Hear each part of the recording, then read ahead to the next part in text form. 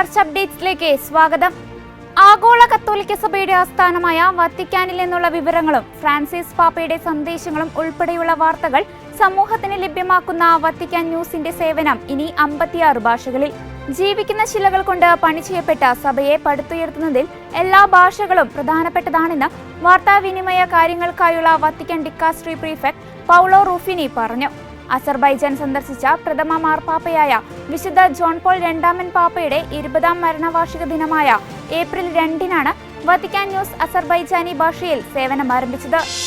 ലോകസഭ പാസാക്കിയ വഖഫ് നിയമ ഭേദഗതി ബിൽ മുനമ്പം ജനതയ്ക്ക് ആശ്വാസം നൽകുന്നതാണെന്ന് സീറോ മലബാർ സഭ. എന്നാൽ സീറോ മലബാർ സഭയുടെ നിലപാട് ഏതെങ്കിലും പാർട്ടിക്കുള്ള തുറന്ന പിന്തുണയല്ലെന്ന് ഫാദർ ആന്റണി വടക്കേക്കര പറഞ്ഞു. സ്വത്ത് വഖഫ് ചെയ്യുന്നതിനോ മുസ്ലിം സമുദായത്തിനോ തങ്ങൾ എതിരല്ലെന്നും അദ്ദേഹം കൂട്ടിച്ചേർത്തു. അതേസമയം മുനമ്പം ജനതയ്ക്ക് സീറോ മലബാർ സഭ അഭിവാദ്യം അർപ്പിക്കുന്നുവെന്നും ഫാദർ ആന്റണി വടക്കേക്കര പറഞ്ഞു.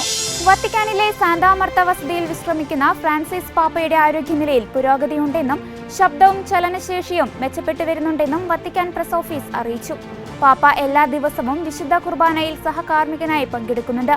ശ്വാസകോശ പ്രശ്നങ്ങൾ കുറഞ്ഞു വരുന്നതായി രക്തപരിശോധനയിലും നെഞ്ചിന്റെ എക്സ്റേയിലും വ്യക്തമായെന്ന് പരിശുദ്ധ സിംഹാസനത്തിന്റെ പ്രസ് ഓഫീസ് അറിയിച്ചു.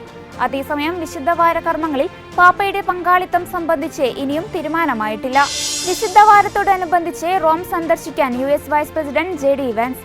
യാത്രയുടെ തീയതി ഇതുവരെ സ്ഥിരീകരിച്ചിട്ടില്ല എങ്കിലും ഏപ്രിൽ 18 ദുഃഖ വെള്ളിയാഴ്ച റോമിലെത്താനും ഈസ്റ്റർ വരെ റോമിൽ ചെലവിടാനും വൈസ് പ്രസിഡന്റ് പദ്ധതിയിടുന്നതായി അന്താരാഷ്ട്ര മാധ്യമങ്ങൾ റിപ്പോർട്ട് ചെയ്തു. സന്ദർശനം സ്ഥിരീകരിക്കുന്ന കത്തിടപാടുകൾ കണ്ടതായും എന്നാൽ പദ്ധതികളിൽ മാറ്റം വരാമെന്നും ഉദ്യോഗസ്ഥർ അറിയിച്ചതായി വാർത്താ ഏജൻസി റിപ്പോർട്ട് ചെയ്തു. അമേരിക്കൻ ഗവൺമെന്റിന്റെ കൂട്ടനാടുകടത്തൽ ശ്രമങ്ങളുടെ ഫലമായുണ്ടായ അശാന്തിയിൽ ആശങ്ക പ്രകടിപ്പിച്ച് കത്തോലിക്ക ഇവാഞ്ചലിക്കൽ നേതാക്കളുടെ റിപ്പോർട്ട്. US-ലെ ക്രൈസ്തവ കുടുംബങ്ങളിൽ കൂട്ടനാടുകടത്തലിന്റെ സാധ്യതയുള്ള പ്രത്യാഘാതങ്ങളുണ്ടെന്ന് US conference of catholic bishops, national association of evangelicals, world relief centre for the study of global Christianity എന്നിവയുടെ നേതാക്കൾ one party of the body എന്ന റിപ്പോർട്ടിൽ ചൂണ്ടിക്കാട്ടി.